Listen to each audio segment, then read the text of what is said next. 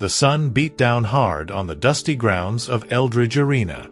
A dry wind swept across the pens, lifting red dirt into the air, where it clung to worn boots and weathered faces. Cowboys lined the wooden fences, chewing on toothpicks, arms crossed, eyes fixed on the boy standing alone in the middle of the corral. His shirt was faded, his jeans torn at the knees, and his boots far too big for his feet. But it wasn't his clothes that drew attention. It was the horse at his side. Eli Knox, just 14, stood with a steady grip on the rope that held Midnight, a muscular bay stallion with a black mane and a crescent-shaped mark near his neck. The bond between them was undeniable. Midnight didn't flinch, didn't pace. He simply stood calm beside the boy, like they shared a single breath. No one in Hill County had ever seen a kid so in sync with a horse. That alone made Eli special. But what was about to happen would mark him forever. The murmurs grew louder as a sleek black SUV pulled up next to the arena. When the door opened, silence fell. Out stepped Richard Hale, in a dark tailored suit, polished shoes, and a confident grin. He walked through the gate like he owned the ground beneath him. In his hand, he carried a black briefcase. Whispers swirled among the crowd. What was Hale doing here? Everyone knew he had money, power, land. But what did he want with a boy and a horse? Hale didn't waste time. He stopped in front of Eli, opened the briefcase with a sharp click, and turned it toward the boy. Inside, stacks of $100 bills, perfectly arranged. $10 million, he said, smiling. Right now. For the horse. The wind paused. The crowd stared. 10 million. More money than anyone here had ever seen. More than Eli's family would earn in 10 lifetimes. But Eli didn't blink. He looked straight at Hale, the heat rising behind him, his hand tightening just slightly on the rope. Then, in a calm, almost quiet voice, he asked, "Why's he worth that much to you?" Hale's smile twitched. "Because I know who he really is," he said. "And you don't." The crowd leaned in. The air grew heavy. Midnight shifted his weight and let out a soft snort, as if sensing the tension. Eli looked down for a moment, remembering something. A memory of his father, Nate Knox, brushing Midnight's mane years ago. A whisper from his grandma Martha, warning him never to sell that horse, no matter the price. Eli's eyes returned to Hale's, and with the same quiet calm, he answered, "He's not for sale. That horse led me to the truth about my dad." Hale's grin vanished. And in that moment, everyone in the arena knew this wasn't about a horse anymore. The tension at Eldridge Arena didn't ease after Eli's quiet refusal. It thickened. Richard Hale stood frozen, lips parted just slightly, as if struggling to decide whether to press harder or walk away. The crowd around the corral began to murmur again, louder this time. Some in disbelief, others with newfound respect. Saying no to a man like Richard Hale wasn't just bold, it was dangerous. But Eli didn't seem to care. He stepped back slowly, placing a calming hand on Midnight's neck, the connection between them steady as ever. As Eli led the horse away, whispers followed him like a trail of dust. Sam Boyd, the old cowboy who had known Eli's father back in the day, watched from under the brim of his hat, his jaw clenched. "Damn kid's got his father's guts," he muttered. He remembered a younger Nate Knox, stubborn as they came, never backing down from a fight, especially not when the stakes were personal. And now, Eli was walking that same path. The only question was, would it lead him to truth or ruin? Back at the ranch, Eli placed Midnight into the stable, gently brushing the sweat from his coat. His grandmother, Martha Knox, waited by the fence, her hands clasped tightly. Her voice was low when she spoke. "He offered you money, didn't he?" Eli nodded. 10 million. Martha's face didn't change. No shock, no gasp, just that same stern, tired look she always wore when memories clawed their way back. "And you said no," she added. Another nod. Martha looked off toward the fields, her voice now more of a whisper. "He's not after the horse. He's after what it proves." Eli frowned. "Proves what?" But Martha didn't answer right away. Instead, she turned and walked back toward the house, her shadow long against the setting sun. Eli stood there a moment longer, watching the light fade. He felt it now, something old, heavy, pressing against his chest. He'd always known there were secrets in this family. Whispers about his father's disappearance, the warnings about midnight, the silences in the middle of conversations. But today made it real. Richard Hale knew something. Something Martha had kept buried. That night, while the cicadas hummed outside and the floorboards creaked beneath his bed, Eli pulled out an old shoebox from the back of his closet. Inside were bits of his father's life, photos, a pocket knife, a broken watch, and a folded letter, yellowed with time. He had never dared open it before. But tonight, his fingers trembled as he unfolded the page. The handwriting was rushed, almost desperate. The words were few but powerful. "If anything happens to me, don't trust Hale. And whatever you do, don't let him near the horse." The sound of a truck engine echoed in the distance. Eli moved to the window. Two headlights crept slowly down the dirt road toward the ranch. Midnight stirred in the stable, restless. Eli felt it in his bones. Someone was coming, and they weren't coming for money. The truck rolled to a stop just outside the barn, its headlights cutting through the darkness like two sharp blades. Eli didn't move from the window. He watched, heart pounding, as the engine shut off and the door creaked open. A shadow stepped out, tall, broad-shouldered, wearing a wide-brimmed hat. For a second, Eli thought it might be Richard Hale. But as the figure moved closer to the porch, the light from the hanging bulb revealed Sheriff Dale Ross. Eli rushed to meet him at the door, the letter still clutched in his hand. "Evenin', son," Ross said, voice calm but cautious. His badge glinted under the porch light. "Your grandmother home?" Eli nodded and stepped aside. Ross took off his hat out of respect and walked in. Martha Knox was already at the table, as if she'd been expecting him. She didn't offer coffee. She didn't smile. "You said you'd keep him away, Dale," she said coldly. Ross lowered his eyes. "I didn't know he'd show up at the arena like that." Eli sat down, laying the letter on the table between them. "My dad wrote this," he said quietly. Ross picked it up with careful fingers, reading it slowly. His jaw tightened. "So it's true," he muttered. "He knew what Hale was planning all those years ago." Martha's voice cut in sharply. "Of course he knew. That's why he vanished. Not because he wanted to, because he had no choice." Eli's eyes jumped between them. "What are you talking about? What did Hale want from Dad?" Ross hesitated. "Your father worked for Hale. Trained his horses. Midnight was born on Hale's land, bred from a bloodline Hale spent years building." He paused. "But when your dad realized what Hale was doing to those animals, he took Midnight and disappeared. Said he'd rather be poor and hunted than part of that operation." Eli's stomach twisted. What was he doing to them? Ross didn't answer. Martha did. He was breaking them. Not training them, breaking them. Like tools. Like machines. No soul, no heart. Your father tried to stop it.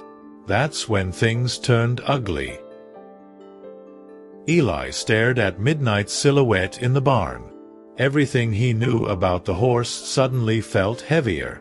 Not just a companion. Midnight was proof.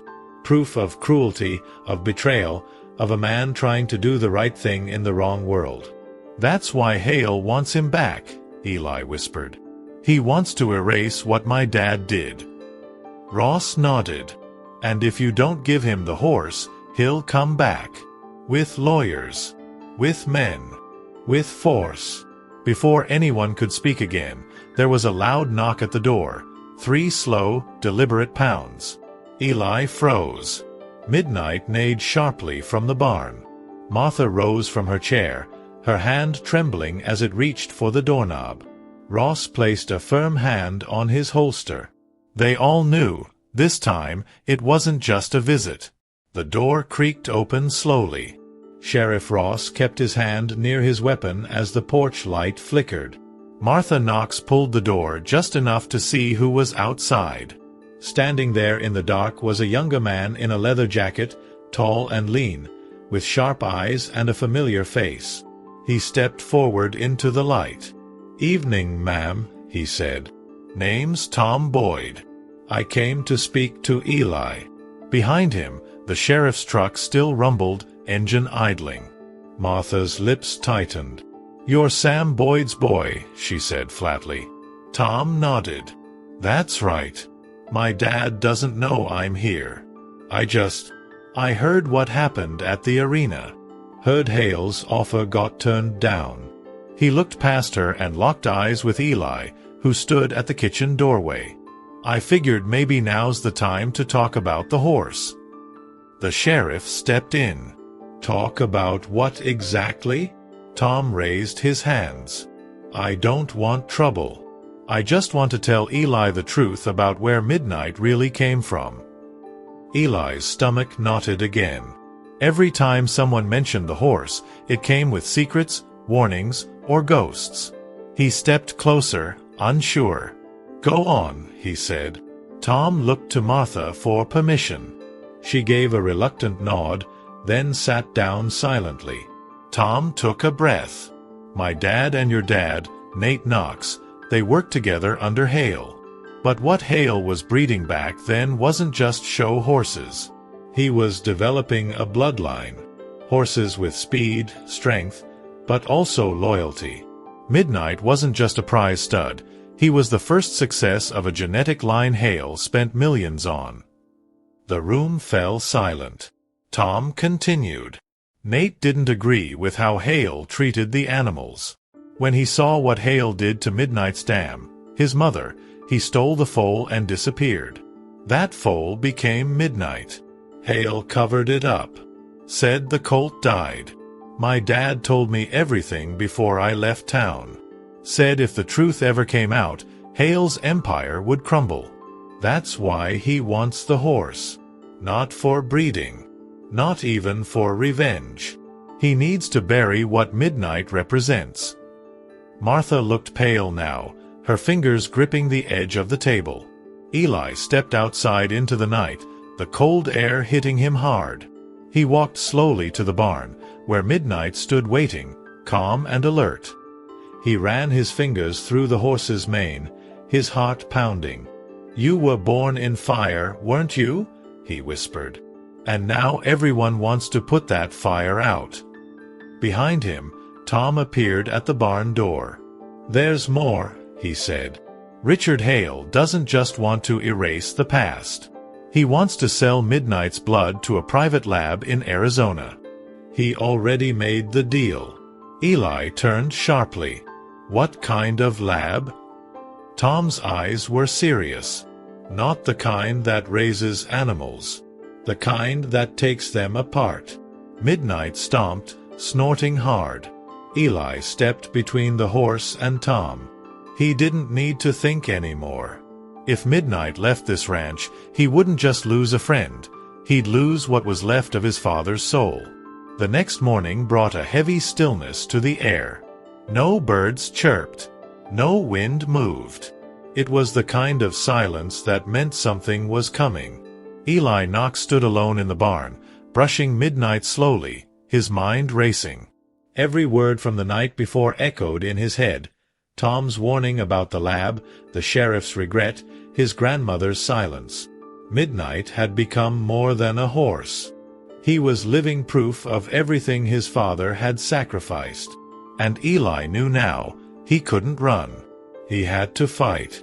Inside the kitchen, Martha Knox poured black coffee with trembling hands. "You should take the money," she said quietly, not looking at Eli. $10 million would give you a life. A future. And Hale won't stop. Eli shook his head. And what kind of future is that, Grandma? Living with the weight that I sold the only thing my dad left behind? The only truth we have. Her eyes welled up. She didn't argue. She just sat down slowly, worn by years of pain that had never fully healed. Eli walked outside to find Tom Boyd already in the driveway, pacing nervously. "He's coming today," Tom said. "And this time, he's not coming with words." Eli glanced at the horizon. A thin cloud of dust was rising. Vehicles. Multiple. "You said the deal with the lab goes through this week, right?" Eli asked. Tom nodded. "Then we stop it before it happens." Eli's voice was calm now, clear. "We're not giving him the horse. And we're not running." By midday, 2 black SUVs rolled up the dirt road and parked just outside the property line. Out stepped Richard Hale, in a dark gray coat and sunglasses, flanked by Hank Reed, his loyal enforcer. Hale didn't bother with greetings this time. "I offered you money," he said, voice like ice. "And I gave you time. Now I'm here to collect what's mine." Eli didn't flinch. "Midnight isn't yours," he said. "You lost that right the moment you tried to erase what he is." Hale took a slow step forward, eyes narrowing. "You're a child, Eli. You think this is about some fairy tale your father told you? It's business. Bloodlines. Ownership. That horse carries something that belongs to me." Eli stepped between Hale and the barn. "No," he said. "He carries something that was stolen from you the day you chose money over mercy." Hale's jaw clenched. He motioned for Hank to move. But before he could reach the gate, Sheriff Ross's cruiser pulled up fast, lights flashing. The sheriff stepped out, hand on his holster. "That's close enough," he warned. "You step 1 foot past that fence without a court order, and you'll answer to me." Hale smiled coldly. "You're on the wrong side of this, Sheriff." Ross replied, firm and steady, "Then I guess it's the right side." Behind them, Midnight let out a sharp cry from the barn, like a warning shot in the wind. And Eli knew this was just the beginning of the war. The sheriff's presence sent Hale and his men into a tense silence, but it didn't last. Richard Hale stepped back slowly, signaling Hank Reed to hold position. "You think this ends with you standing in front of a barn, Eli?" Hale said, voice low and venomous. "You're just a scared kid with a horse you don't understand." Eli didn't move. "I know enough," he replied. "I know Midnight was born into a lie, and I know my father gave up everything trying to protect him." From the porch, Martha Knox stood with a faded photo in her hands. She had taken it from a locked drawer earlier that morning, the last photo of Nate Knox holding a young Midnight by the reins. She stared at it now, barely blinking. "He knew Hale would come back," she whispered. Sheriff Ross, catching her voice, glanced at her. "Then we better be ready when he does." Hale turned sharply toward him. "You can delay this, Sheriff, but you can't stop what's coming. That horse is evidence of theft, of breach of contract." Ross took a slow step forward. "Funny how you waited over a decade to say that. You're not here because of some contract. You're here because you're scared." Hale's face tightened. Eli, watching from the barn door, felt something shift inside him, like the weight of fear was being replaced by fire. "You know what my dad did, don't you?" he said. "You know he found out what you were planning. That's why he disappeared." Hale looked at him, silent. "What happened to him?" Eli pressed. "Tell me." Hale said nothing. But Tom Boyd, who had remained near the fence, spoke instead. "I think I can answer that." Everyone turned toward him. "My dad told me before he died. He was there that night. Said Hale threatened your father. Gave him one last chance to hand over Midnight. Your dad refused. They argued. And the next morning, your father was gone. Eli's fists clenched. So he's dead. Tom shook his head. We don't know. Nobody saw a body. But the timing, it wasn't a coincidence. Eli turned toward Midnight, who stood still in the barn, watching. The horse had always seemed to know more than he should. As if somewhere, deep in his blood, he carried the memory of Nate. That's what Hale wanted to destroy. Not just the horse, but the proof that his empire was built on cruelty and silence. Eli looked back toward Hale, his voice steady. If you want Midnight, you'll have to go through me. Hale gave a cold smile. Don't tempt me, boy. Suddenly, a loud crack echoed through the air, the sound of wood splintering. One of the back fences had been broken. 2 unknown men on dirt bikes zipped into the back pasture, heading straight for the barn. Hale didn't even flinch. Sheriff Ross cursed, reaching for his radio. He brought backup, Ross growled. Eli ran toward the barn, heart racing. Midnight neighed loudly, pawing at the ground. The storm had arrived, and it wasn't just about the horse anymore. The engines roared as the 2 dirt bikes tore across the backfield, leaving deep scars in the dry earth. Dust flew into the air like smoke, and the smell of oil mixed with panic. Eli Knox sprinted toward the barn, lungs burning. He had no plan, just instinct. He knew what they were here to do. They weren't just coming to take Midnight. They were here to break him, to make a statement. Hale wasn't playing games anymore. From the porch, Sheriff Ross shouted into his radio for backup, his other hand drawing his weapon. You boys better stand down, he barked toward the pasture. But the bikers didn't slow. One of them tossed something to the side. It hit the ground and sparked. A small fire ignited in the dry grass. Ross cursed under his breath and ran to grab the fire extinguisher from his cruiser. Tom Boyd, seeing the flames, sprinted toward the pasture with nothing but his jacket to beat the fire back. Inside the barn, Midnight was stomping hard now, eyes wide, nostrils flared. He could smell the smoke. Eli burst through the doors and ran straight to him. Easy, boy. Easy, he said, trying to calm him down. Midnight reared once, then landed hard, snorting.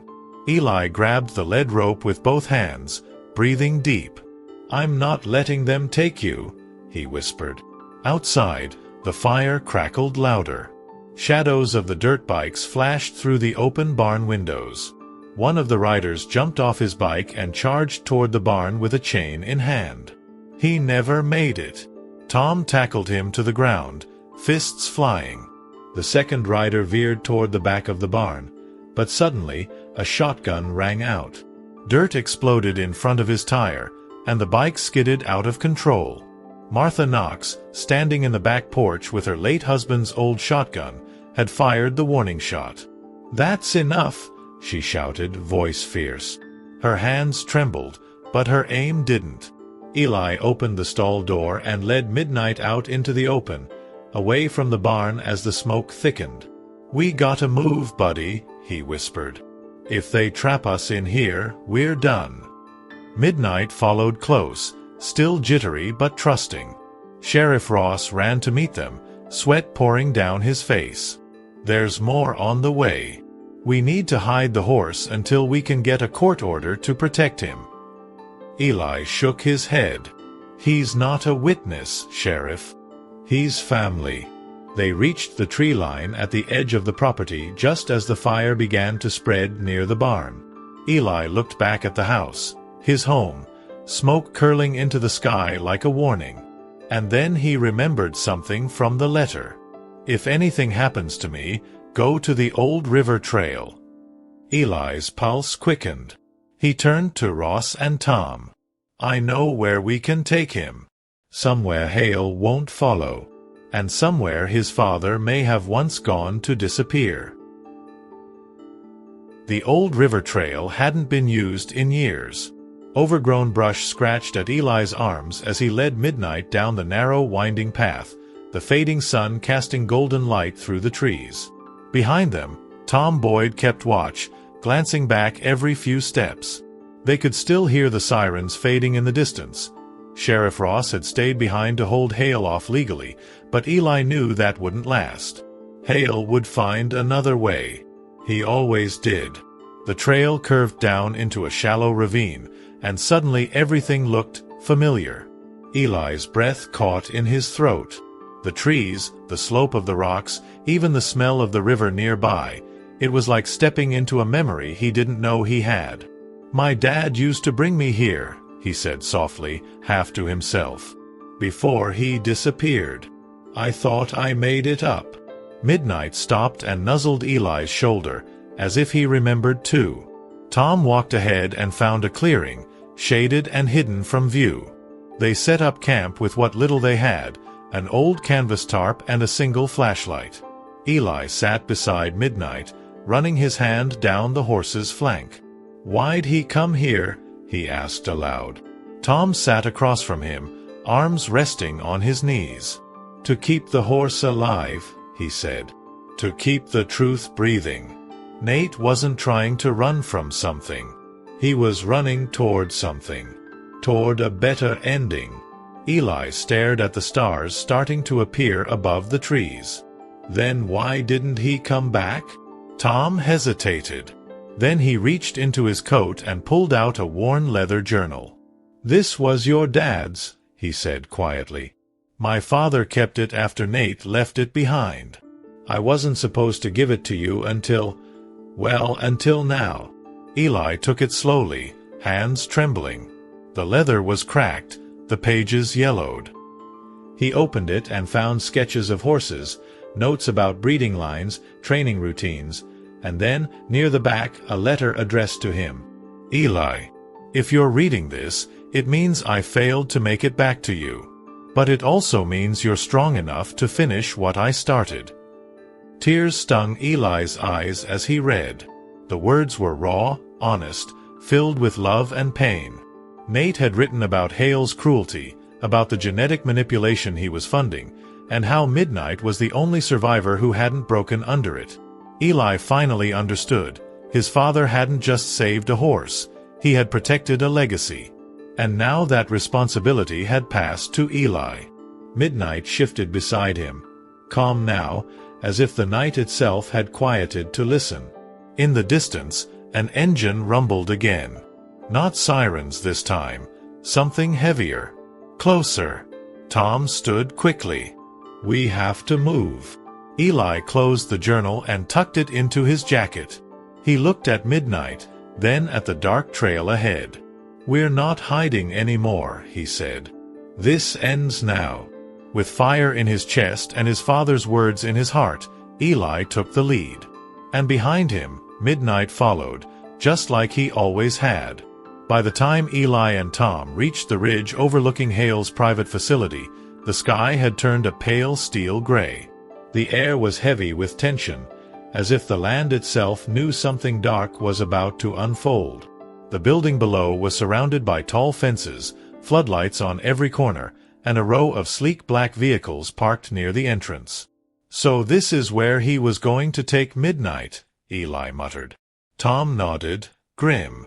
"This is where he takes all of them." They'd followed the trail, just like Nate's journal described, along the river, past the dead oak, down into the forgotten part of the valley. Everything matched his father's notes. Except now, Hale had built a fortress on top of what once was sacred ground. "This used to be training land," Tom whispered. "Nate taught his best horses here. Now it's a lab." Eli stared at the fence line, heart pounding. He knew they weren't just here to watch anymore. They had to stop this. Somehow. They waited until nightfall before moving. Keeping low, they made their way toward a back service gate, where Tom had once done maintenance work years ago. The lock was old, rusted and weak. With a quick snap from a crowbar, it popped open. "Stay close," Tom said, leading the way. Inside the compound, the sound of machines hummed softly. Fluorescent lights buzzed overhead. In one corner, Eli saw a row of stalls. Horses. Some standing still, others pacing nervously, but none with the fire in their eyes like midnight. Then he saw it, a vial, sealed and labeled Project MD1. Eli's chest tightened. "This is it," he whispered. "This is what he wanted all along. Not the horse, the blood, the genetics." Suddenly, a voice echoed through the corridor. "You should have stayed on the ranch, Eli." Richard Hale stepped out from the shadows, calm, confident, flanked by 2 armed men. "Your father made the same mistake, thinking he could protect something that didn't belong to him." Eli stood firm, the vial in his hand. "Midnight was never yours. You built everything off of him, and then tried to bury the truth." Hale smiled, cold. "Truth is a matter of ownership, son. And I own this story now." Tom stepped forward, blocking Eli slightly. "No, you don't. Not anymore." Hale's smile faded. "You're willing to risk your life for an animal?" Eli's voice was sharp. "For what he represents. For my father. For every lie you built your name on." Just then, a loud crash echoed from outside.